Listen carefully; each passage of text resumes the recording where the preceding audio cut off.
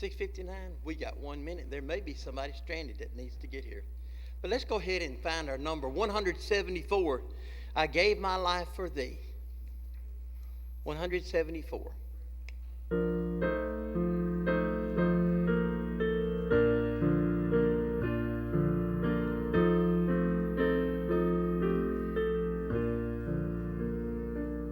I gave my life for thee, my precious blood I shed, that thou might ransom me and quicken from the dead. I gave my life for thee. What hast thou given for me? I gave my life for thee. What hast thou given for me?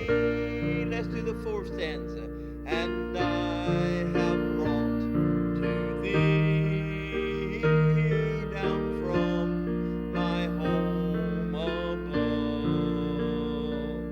salvation full and free, my pardon and my love.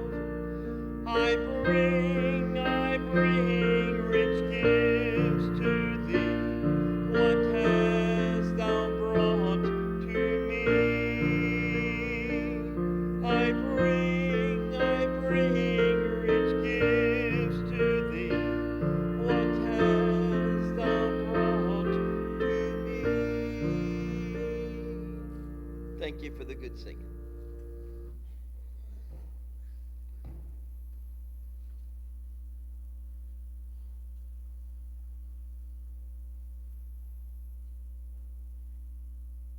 All right, good evening.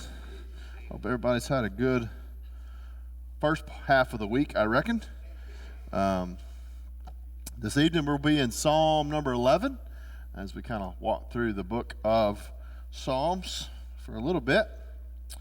We'll get to our prayer time at the end.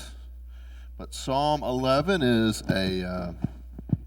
another psalm of David. Now remember, David didn't write all the psalms, but he did write a healthy portion of them. And a lot of David's psalms, we kind of know some of the history behind a lot of them just because of the context of what he's talking about. However, this one we don't really know exactly what is going on in David's life or what kind of inspired him to write this psalm. We don't know because it's difficult by the context. But we know that David was a man that was often in danger. Right? That's safe to say. He was a man of war. You know, he always was going out to battle. There were times where Saul was trying to kill him. He was always in danger. Also, he was a hunter, and even as a boy, as a shepherd, it said he was able to kill a bear and kill a lion with his bare hands as a teenager. So obviously David was a tough kid. All right, so obviously we know that, and we know that David at one point fled from Saul's court and he hid in the wilderness. So some people think that that's some of the background behind what we see, because he's going to talk about taking refuge, like he was taking refuge from Saul in his life. We don't know. Regardless of kind of what's going on in David's life, we need to understand that David was not a man that fled from crises. Crises is not right. Crises. He was not a guy that did that. Right? He was a man that was willing to deal with the issues that was in front of him and not flee from them, but try to do what's right in spite of whatever was going on, because he always trusted the Lord to protect him. That was what he did. And so this psalm sort of teaches us or deals with what it's like, how we need to choose between walking by sight or by what we see in front of us, which is really to walk in fear quite often, isn't it? When we're looking too much about what's around us and we use that to determine how we live or what we say or how we respond, when we're looking around at those things, often that means we're afraid of what we see. So there's a challenge between our attention there of walking our lives or that way, or do we walk by faith and doing what the Lord tells us to do? I mean, that's ultimately the challenge before every one of us, almost at any point in time. Are we going to walk in faith or are we walk in fear? And that's a challenge, isn't it? That's a challenge for us in so many different areas in our life, in our work, the way we spend money, how we feel about our health, decisions we make in a church or whatever. I mean, that's a challenge that we all must face. Do we walk by fear or in fear, or do we walk by faith? And I think Psalm 11 kind of deals with that, but it's really going to deal with what we do in the midst of a crisis. So let's just start off by reading verse 1. Psalm 11, verse 1. In the Lord I take refuge. How can you say to my soul, flee like a bird to your mountain? Again, we will face some sort of a crisis in our life, won't we? Some of you are dealing with a crisis like probably right now for something. Financial, something in your family, a health issue. Like we all are going to face some sort of a crisis in our life. So we better prepare now, right? Like that's one of the things, you want to teach your kids as a parent. Like we want our kids to be able to handle adversity, don't we? Because we know it's coming. At some point, our children are going to face adversity. Same thing with us. It's not a matter of if, it's a matter of when. And then the matter becomes, how do we deal with it, right? So when whatever crisis is going on in David's life, it seems as if David's counselors are telling him to flee. Notice what it says, in the Lord I take refuge. How can you say to my soul, myself, flee like a bird to the mountain? Somebody is telling him, you need to run, right? You need to flee from this. And he's like, how can you tell me to do that? How can you tell me to run from this? Now, sometimes that does seem to be like solid advice. Again, David at some point in his life did flee from Saul because Saul was trying to kill him. But I don't necessarily think it was because he was afraid of death. It's because he knew David was the king, and he knew that if he went to war with the king, he felt like, hey, I won't be doing what God's called me to do. He's the Lord's anointed. Remember, David's got up two opportunities to kill him, right? And he doesn't. I don't think he was afraid of it. He just didn't want to presume to do the will of the Lord on his behalf, right? So while David knew what it was like to want safety and security, we all want safety and security. There's nothing wrong with that, right? I mean, I lock my doors at night, right? I mean, I wear my seatbelt, right? You see what I'm saying? Like, there's nothing wrong with safety and security. But he knew in this moment, whatever's going on in his life, that he did need to flee. He needed to trust to the Lord, or trust in the Lord. David was not a man that wanted to flee problems. He simply needed, some sort of a spiritual wing, if you will, if you want to build on the bird metaphor here, to trust in the Lord. Remember, David's the man that even as a boy, nobody wants to go fight Goliath. And you got to remember, when he went to go fight Goliath, God didn't say, go fight Goliath. He just knew somebody needed to, and nobody else was doing it, so he's like, well, I'll go. I'll trust the Lord to this. He was never promised that he was going to be victorious, but he trusted the Lord in it, right? So he's not a fearful man. Also, when it says flee here, flee like a bird, in the original language, it's a plural. So they're not just telling David himself to flee, they're urging David and his friends, or David and his court, or David and his arm. Like it's a collective that he's saying.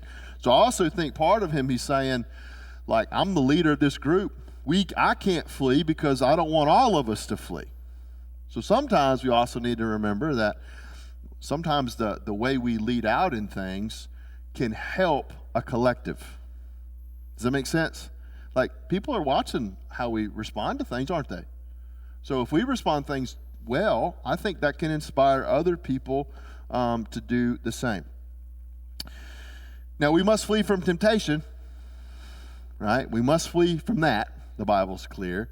But we don't just need to flee from the duty that God has put forth or before us. If you remember just walking through the book of Nehemiah, they try to get Nehemiah to flee, right? Go hide in the temple. And he responds in Nehemiah 6, But I said, should such a man as I run away, and what man such as I should go into the temple and live? I will not go. They're trying to get him to flee from the problem so that they can kill him. Whatever's going on here is very similar. Flee, David. You need to get out of here. And David's like, should such a man as I run? The leader who flees needlessly from a crisis is also not a faithful shepherd, right? There are times we need to stand and fight for certain things. We need to step up for what's right. We need to be honorable in the way we step up to fight at times. But that's a part of being a godly person. We need to know what we need to stand up for, though, right? We don't just need to fight over our opinions, right? Or, our own wants and desires. Sometimes those things aren't worth fighting for, okay? We need to fight for the right thing. So first kind of principle that we see in this is, what should we do in the midst of a crisis? This is what we're going to talk about. Now let's look at verse 2. For behold, the wicked bend the bow. They have fitted their arrow to the string to shoot in the dark at the upright in heart. Here we see what the enemy is prepared to do in the midst of a crisis. You know what the enemy is prepared to do in the midst of a crisis? Anything. Anything. I mean, that's really what it boils down to, isn't it? There really are evil people in the world. There really are evil people in the world that act like they're Christians or are in positions of influence and authority. When it says, for behold, that almost suggests that David's counselors themselves are walking by sight and they are evaluating the situation by an earthly perspective. Because this is what behold, look, the wicked around, they're trying to kill us. They're bending the bows. That's why they're saying, David, you need to flee. And the enemy's bows and arrows may be literal, but it could be figurative too, right? I mean, people aren't always out to literally kill us, but man, words hurt, don't they? I don't know what person told me when I was a kid, sticks and stones may break your bones, but words will never hurt me. I'm like, you're a liar, man. Those hurt, right? I mean, words do hurt. They do. And so for David, it really could be like they're really trying to kill him physically, or it could be another side. And both of those apply, I think, right? David says in Psalm 57:4, my soul is in the midst of lions. I lie down amid fiery beasts, the children of man, whose teeth are spears and arrows, whose tongues are sharp swords. David there says that words are like arrows, okay? In Proverbs 26, it says, like a madman who throws firebrands, arrows, and death is the man who deceives his neighbor. Lies are like arrows. Okay, in Jeremiah 9, they bend their tongue like a bow. Falsehood and not truth has grown strong in the land, for they proceed from evil to evil, and they do not know me, declares the Lord. So it could be a figurative arrow and bow, or literal. Either one doesn't make sense, or does make sense, I'm sorry. The enemy is always ready to say and do whatever they want to get their objective done, aren't they? They'll lie, they'll twist their words, they'll propose a false narrative, they will twist, they'll deceive. That's just where we are in the world, not just outside the church, that's inside the church. Perhaps this psalm was written during the early days of Absalom's campaign, which is 2 Samuel 15. But in that time, David was upright before the Lord, and he was trusting the Lord. So if that is what's going on, David is responding maybe to his son trying to take the kingdom from him. So now we're going to see a contrast. Verse 3. If the foundations are destroyed, what can the righteous do? That's a great question. What can the righteous do amidst all the craziness that we see? Have you ever just stopped to think about that? Like, you ever felt sometimes like you're just looking around at everything going on, you're like, man, what can I do in the midst of this? That's a question I've been asking myself for a week and a half. What can I do in the midst of craziness? Well, I think you do what the Bible tells you to do. That's what you do. And sometimes it feels like you got arrows aimed right at you. And I'm not saying doing the right thing's easy. Sometimes it's very difficult. So what can the righteous do? Well, one, we need to know that crises come. So I can't say the plural for that. We know that problems are going to come. That's easier, right? We know that's coming. That's one thing we can do. We can know for sure that bad things are going to come. We can know for certain that the enemy is going to try to destroy us however they can, right? That's what David is asking. What can we do in response to that? Well, for David, David was God's appointed king, right? And so David knew that anybody that was going to try to attack him was ultimately trying to attack the nation. I think really that's what he said. How can I leave? Man, I got a kingdom to lead. I got people that I'm responsible for. I've got a family here. Like, these are things he's like, I got responsibilities. How could I leave this? Of course I'm not leaving. So, if the foundations here, as he's really saying, if the foundations are destroyed, what can the righteous do? He's also saying, listen, if I leave, the foundations may be destroyed. And if the foundations go, what can I do? That's kind of what he's saying. I think what he's trying to make the case is, if I stay and I fight and I do what's right, the foundations can be protected. And I think our foundations are worth protecting and honoring. I do. But our foundations must be centered on the gospel. Man-made foundations, some of those may come and go, and some of them may need to come and go. But the gospel should be protected, always, okay? Verses 4 through 7, or 4 through the end. It says, the Lord is in his holy temple. The Lord's throne is in heaven. His eyes see. His eyelids test the children of man. The Lord tests the righteous, but his soul hates the wicked and the one who loves violence. Let him, this is God, let him rain coals on the wicked.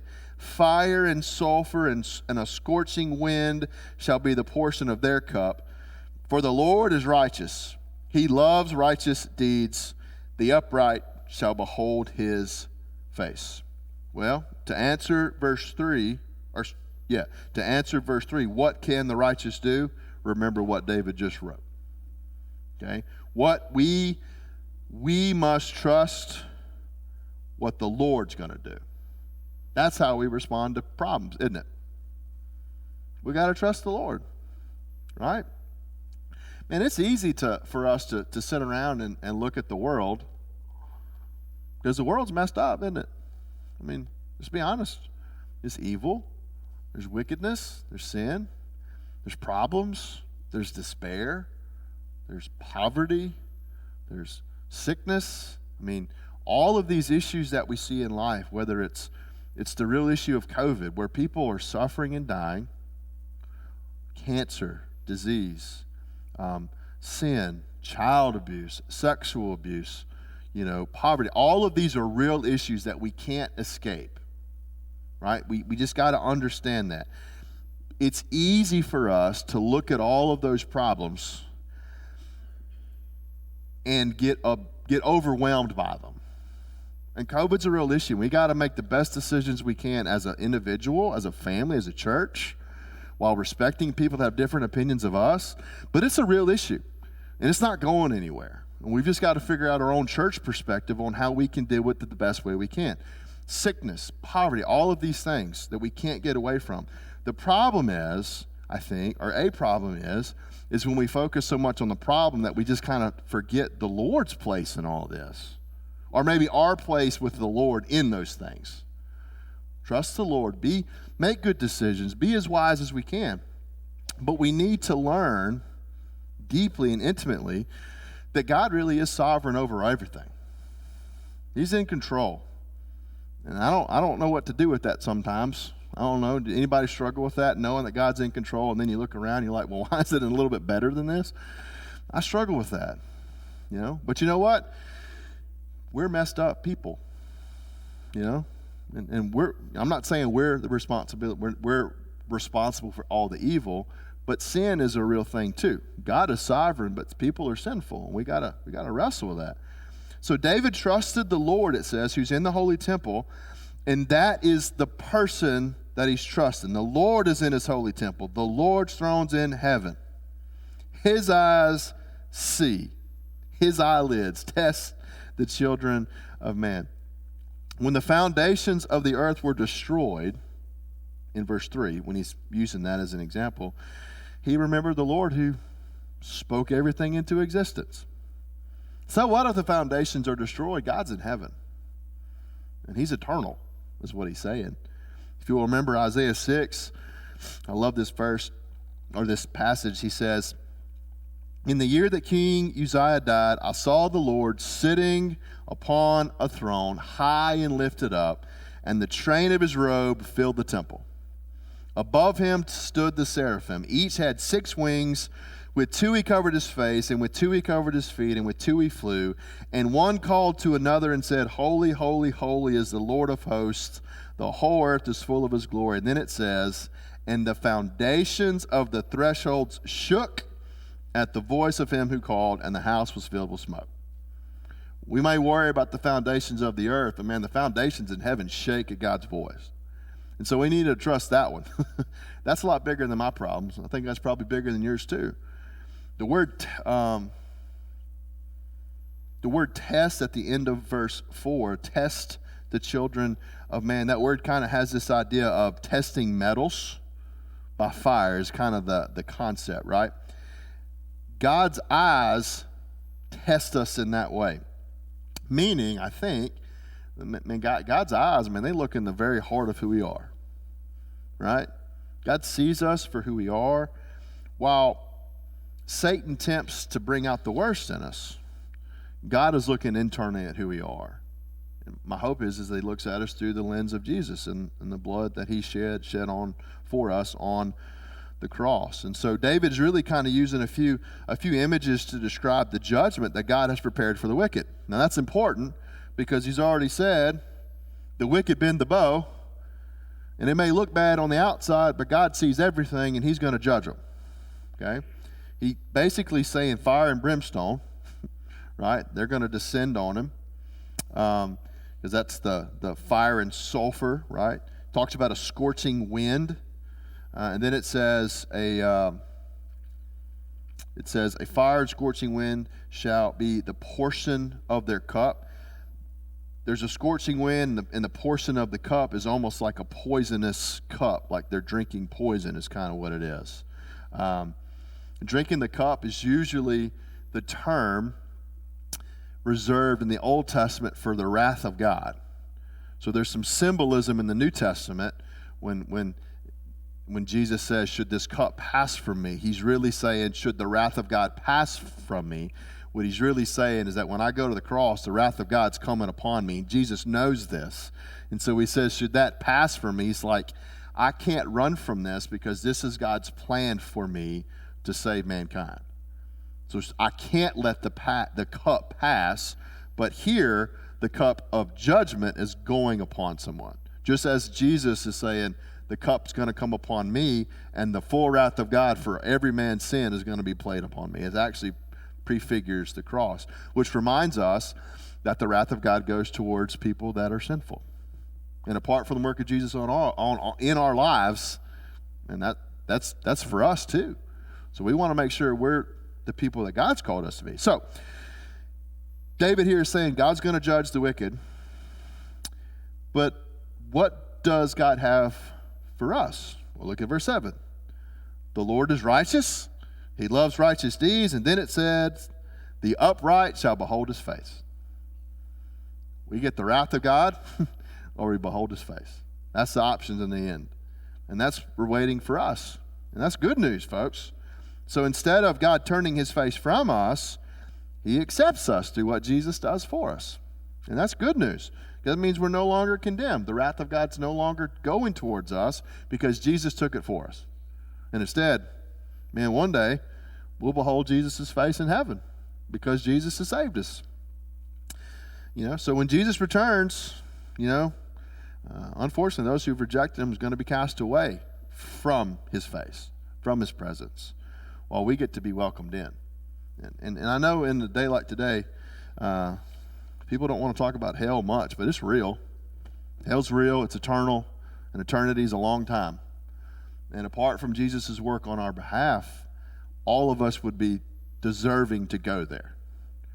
But Jesus took the portion of our cup, and he gave us salvation. And that's what David here, even in Psalm 11, is just really talking about the gospel, that one day, even though we're evildoers and we deserve death, God in his mercy and his grace has saved us. And that's a good way to look at adversity in life, isn't it? To know we don't get what we deserve. We get far better than we deserve. We get mercy and grace and all of these things because God's good. And I think that's why David says, how can you tell me to flee? God's been good to me. So I need to stay here and do what God's called me to do. And I hope that can be an encouragement to all of us. I had that prepared for last week, and I prepared it the week before. And Psalm 11's been a very helpful psalm to me, and just some personal ministry things that we're dealing with as a convention. And my hope is that the practical applications are there for every one of us, isn't it? Because we're all going to deal with difficulty. So let's be prepared. All right, now let's deal with some prayer requests.